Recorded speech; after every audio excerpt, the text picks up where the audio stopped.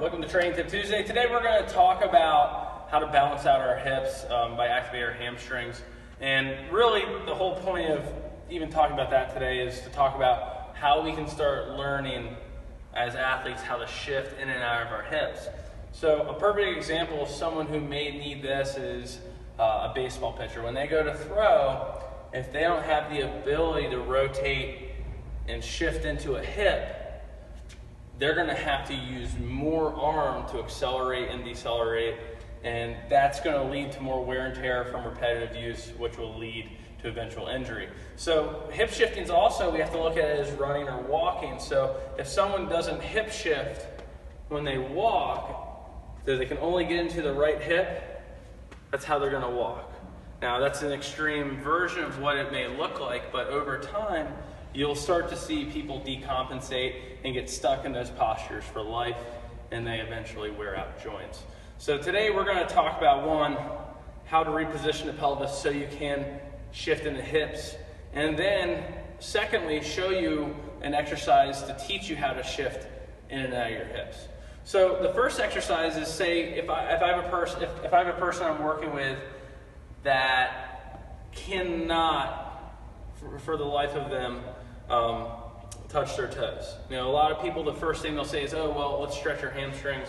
Let's create more space there. Let's stretch more. But if you have someone who has hips that are tilted forward, their hamstrings are already long. So if you stretch something that's already stretched, you're going to create what we call hyperlaxity, which will then lead to injury or instabilities. So what we want to do here is take a different approach. So if my hips are tilted forward, my hamstrings are going to be the things that pull it back. If my pelvis is now underneath me, now I have the ability to shift in and out of my hips efficiently.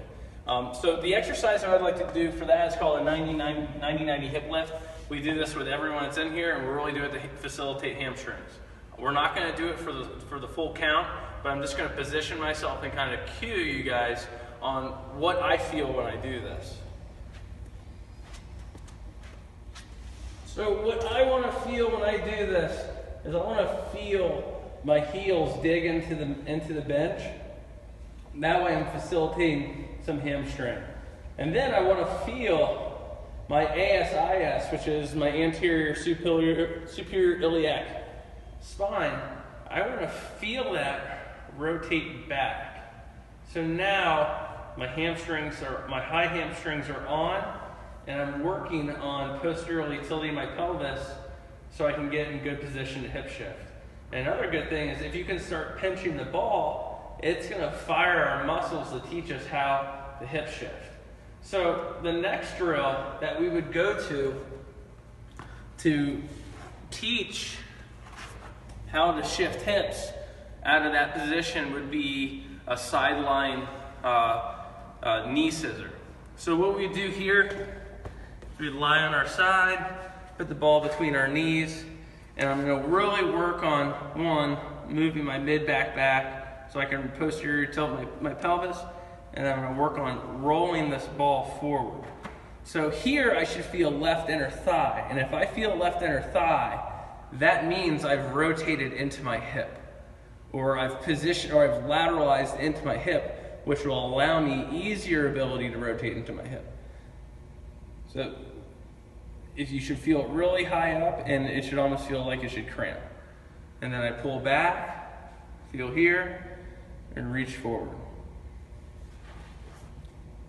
So these exercises are really just to help you maintain good hip mobility throughout season or throughout training, and it's really meant to help prevent injury. That's it for today. It's Training Tip Tuesday. See you next time.